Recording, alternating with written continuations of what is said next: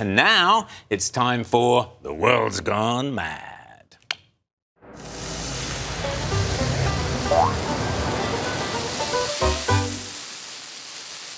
Yes, the world went well and truly mad and crazy this week over a bunny rabbit, a game of football and some rather colourful pornographic lyrics. Yes, welcome to the bizarro world of Latino rap superstar Bad Bunny.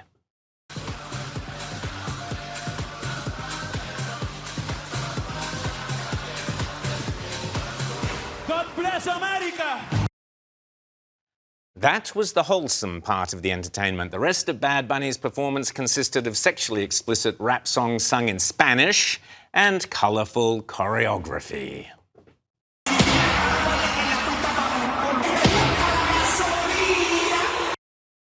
There was loads of crutch grinding, of course, including of the homosexual variety, which had plenty of viewers either switching off or switching over to the alternative Turning Point USA show, a far more family-friendly Christian affair deliberately staged by the organisation started by Charlie Kirk as a more wholesome alternative featuring MAGA rock stars like Kid Rock.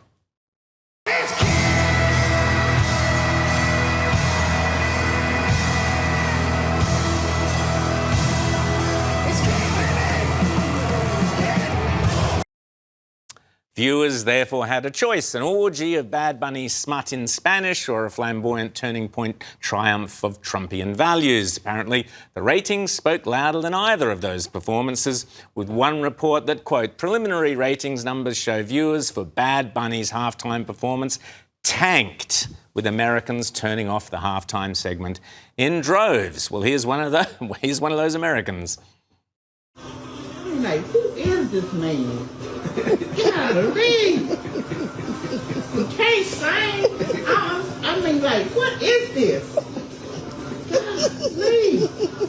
This is ridiculous. Well, it's just as well she didn't understand the lyrics to what one wag described as Bad Bunny's Puerto Rican porno party, which included references to sexual practices that the Daily Mail described as sickening and pure degeneracy. Indeed, online there were plenty of translations of what was being sung. She calls me if she needs me, but for now she's single. And so on. You get the gist of it. I can't play the other bits. But many Hispanic viewers, some from very traditional Catholic communities, were unimpressed by the overt sexualization of their culture. But on the left-wing show The View, one delighted panellist described the whole performance as a micro-joy. Micro-joys help us deal with macro-sadness. Yeah. I have had macro-sadness for over a year under Trump, seeing what he has done to my community and what he continues to do to my community. I am so grateful to Bad Bunny for having given me that micro-joy, and I will see that halftime show. I've seen it 5 times already. Yeah, same. Yeah. Same. But Australia's Robert Irwin, son of Crocodile Man Steve, apparently he was there and he was happy to bop along to the music.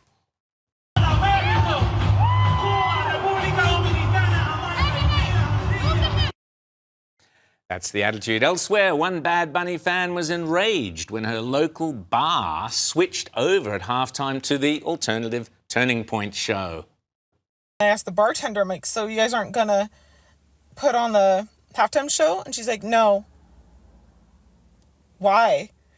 And she was like, oh, because the owner doesn't want any issues and they don't want to play it. But of course, it was the online comedians who had the most fun. This woman preferred to mock all those white lefty women who have suddenly become Bad Bunny fans.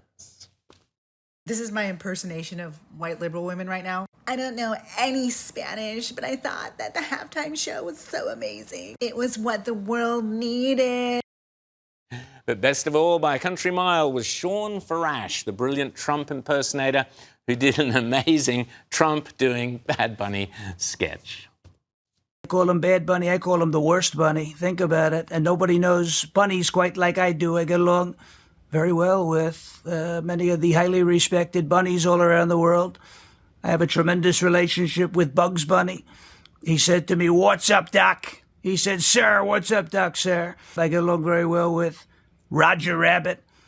And what happened to him was horrible, you know. They say, "Sir, who framed Roger Rabbit, sir?" I said, "It was probably the fake news of the Democrats. They frame everybody." We get along well with a lot of bunnies, but not the nasty rabbit known as Bad Bunny. He's a horrible person and a stupid person. El Conejo Desagradable, Bad Bunny, nasty rabbit. He hates our country and he has no talent. He's so good, that guy. Be that as it may, here in Australia, Senator Jane Hume, the woman who today became Deputy Leader of the Liberal Party, was also, this week, on the lookout for bunnies. Something has to change quickly. My message to my leaders is that if you have a rabbit in your hat, it's time to reach for that bunny. Well, now she's the top bunny herself. It truly is a world gone mad.